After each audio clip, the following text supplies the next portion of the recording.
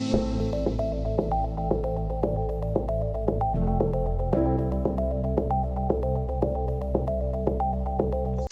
everyone. Welcome to STP Talks. Rachel Pham here. With me today, I have Mike Karen, who runs our fund admin implementation. So we're going to talk all things implementations today, both from emerging managers launching their first fund or established managers looking to transition from one fund admin to the next. Mike, thanks for being with us today. Appreciate it.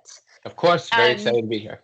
yeah, no, absolutely. So for my first question, I want to kind of walk through the process that you've set up, right? You've spent a great deal of time working through that process from system setup, LP onboarding, position conversion, parallel sign up, and so on and so forth.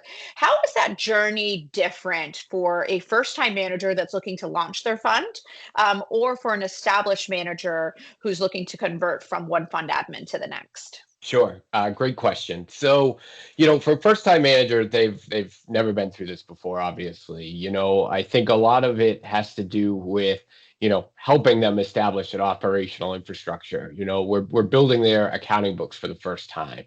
We're designing their workflows. We're establishing their actual reporting for them. We're onboarding their investors for the first time, defining their operational controls. So for them, it's a lot more about education and guidance throughout the implementation.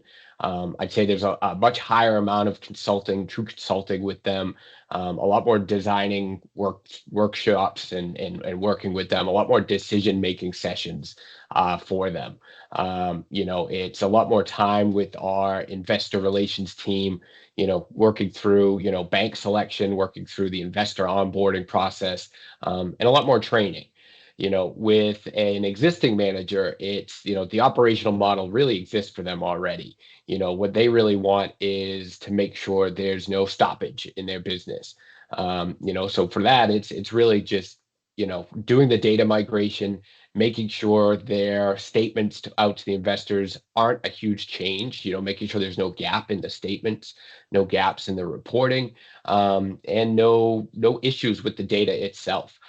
They want no business stoppage, and they want to make sure that, when they move, it's typically for a reason. It's typically because the existing data platform on their legacy admin isn't meeting expectations, or their managed service isn't meeting expectations. So they want to make sure they're improving one or both of those two things, and they want to make sure that when they get onboarded, they're not getting an issue with their data or their businesses.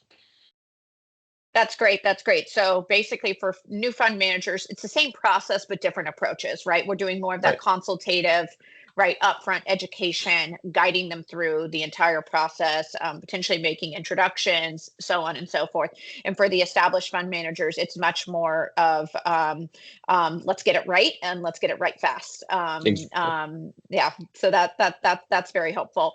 Let's talk through the established fund managers a little bit here, because oftentimes we hear, the service isn't great at another fund admin, right? You just said it. They're leaving for a reason. But what potentially makes them hesitate with switching fund administration is how much work is going to be involved on their end. And so one thing that I think that you've done a great job at is through the entire phase, you've ever been able to articulate to the manager, this is a low task that's going to need their involvement, medium, high. Walk me through why you built it that way. And for fund managers that are worried that it's going to take a lot of participation on their end, what that actually looks like. Sure. The first thing we hear on almost every project is we've got a day job, right, from the client, Mhm. and we've got to do our day job, and we've got to work on it. So, the thing we tell clients is, we do need some participation, obviously, right? We need answers to questions that we're going to have. So when we show the project plan off, we display it as, here's where we're going to need help. Here's where we'll need a little bit of help, a lot of help, or no help even. So typically things like, the environment setup on our side, the technical things, we can do that ourselves. But what we try to do is, we try to show the client, here's where we're really going to need help from you guys. Here's where we're going to need specific SMEs who will need, so that, number one, We know exactly who we'll need and when. I think that provides the client with and the people who work for them, um, a general idea of when to plan resourcing, obviously, so that there's no real project fatigue. I mean, everybody's been on long projects where people get exhausted from working on a project for a long time, and while also managing their day job. We will need people for user acceptance testing, report overview and sign off, parallel sign off, go live approval, things like that. So we try to scope the project where we know exactly when we'll need someone, and how much time we'll need and how much work it'll be, so that the client can plan their resources that way. That's great, and that actually leads me into my last question, and how you actually do that, right? So how are Sure. we the oversight and the governance of the project, and how do they know, where we're at in it, and when their involvement is needed, or what weeks they don't need to? Because to your point, they do have a day job, right? Whether that's managing another fund, or they're launching a fund for the very first time. So why don't you walk me through how the structure that you've built de-risks that transition, or has governance around a new launch, so that things go off seamless, all the way through that go live date.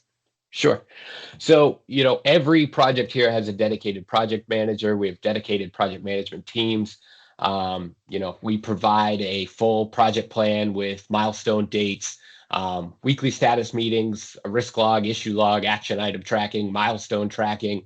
We stick to dates, and we provide those dates often to the client, right? We want the client to be aware of when we need things, when we'll need people, and when tasks need to be accomplished by, right? And I think we hold ourselves to those dates. We try to hold the client to those dates, so that things run smoothly. We also like to maintain a project as closely to those dates as possible, so that if an issue arises, we're hitting it and we're actioning on it as soon as possible, so that we're able to achieve go live um, as accurately and as easily as possible. I think one of the other key points is, our projects have cross-functional implementation teams, which I think is one of the best things about STP, right? You're dealing with the experts from every area when you're implementing here. We've got the investor relations team, we've got the accounting team, we've got the shared services team for trades and settlements, right? You're dealing with, if you have a question on an item, you're working with the expert on every field at STP. And I really think that's probably the best thing that we do here at STP for implementations. That's great. That's great, Mike. So, if you're a manager and you're looking to launch a new fund for the first time, and you're looking for a provider that's going to provide that hands-on service, consultative process, walk you through it, STP, or even if you're an established manager and you want to see, let me just talk about, let me ask questions about what this transition is, you can come directly to STP. You can speak directly to Mike, and we'll make sure to kind of walk you through that process. Well, Mike, Absolutely. thank you so much for your You're time and welcome. being on STP Talks today. We'll see you on another episode coming shortly. Appreciate it. Of course. Thank you.